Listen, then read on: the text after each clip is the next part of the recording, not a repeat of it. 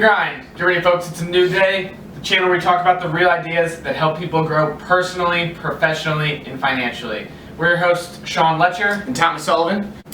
This episode, we're going to be talking about effective communication, what it is, how it can be done, and why we need it in our lives, why we need it in our professional career and our personal lives. At the end, we'll have a couple tips and tricks for you guys to just improve your communication skills. First, we're going to go over what is communication. So, what happens first is the sender creates a message. They encode a message. Next is they send the message to the receiver. The receiver of that message is trying to decode what you are communicating to them. And so by communicating efficiently or effectively, it makes that decoding process not only easier, but more accurate for that receiver. So really there's three layers of communication. There's the sender, the message itself, and the receiver.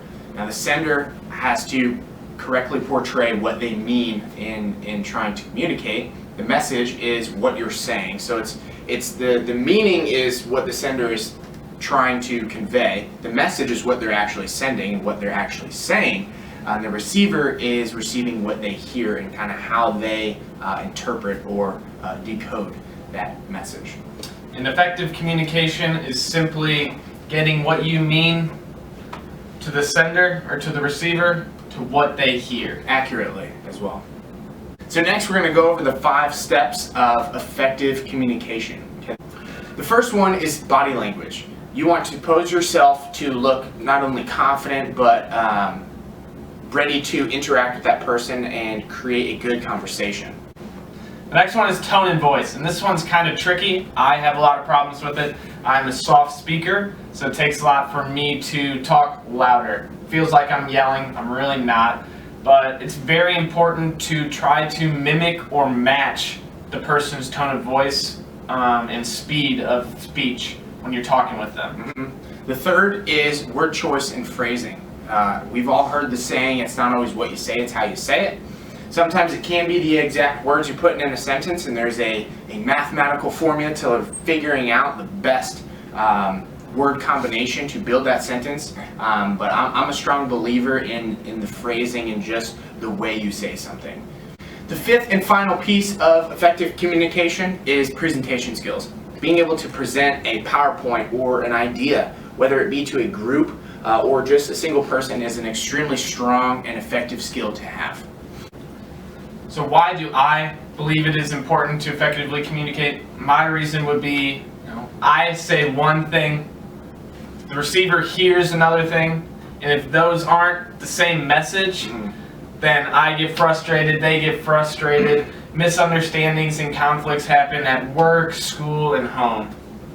So some tips and tricks for you guys to improve your communication at work, at home, and at school.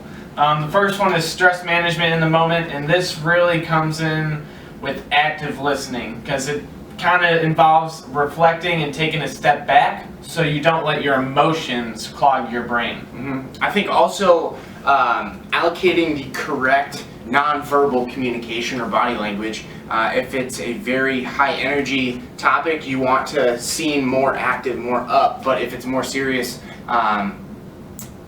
conversation that you're having, you want to seem like you're being more serious. You don't want to be moving around as much. You don't want to be showing as much of high energy.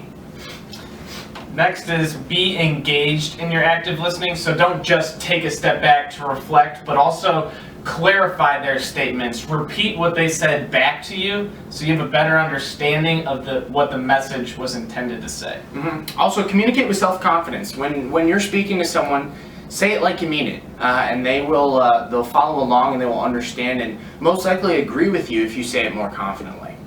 And just like Tom talked about, the appropriate body language and nonverbal communication, it's very important to flip the script and identify the emotions and the nonverbal cues of the individuals you're communicating with.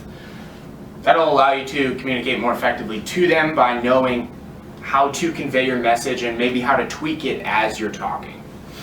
So our action item for you guys today is we're going to apply the rule of 72 to the tips and tricks that we just taught you guys. So the rule of 72 just says you should apply something you learned within the first 72 hours after learning it. If you don't do that, it's probably going to leave your brain and you're never going to think about it again. So our action item would be to apply one of the tips or tricks that we taught you to improve your communication within the first 72 hours of seeing this video. Yeah.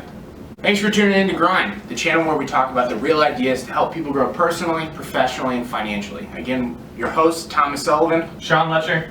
We hope you really enjoyed today's conversation. If you did, make sure to hit the like button, comment below, subscribe to the channel. We're really looking to grow right along with you guys as well. We've gotten a couple of viewer suggestions for video ideas, so expect those coming up here soon. In the near future. Yeah, I know those guys are excited to hear our take on their ideas. Other than that, thanks for tuning in with us, and remember, keep grinding.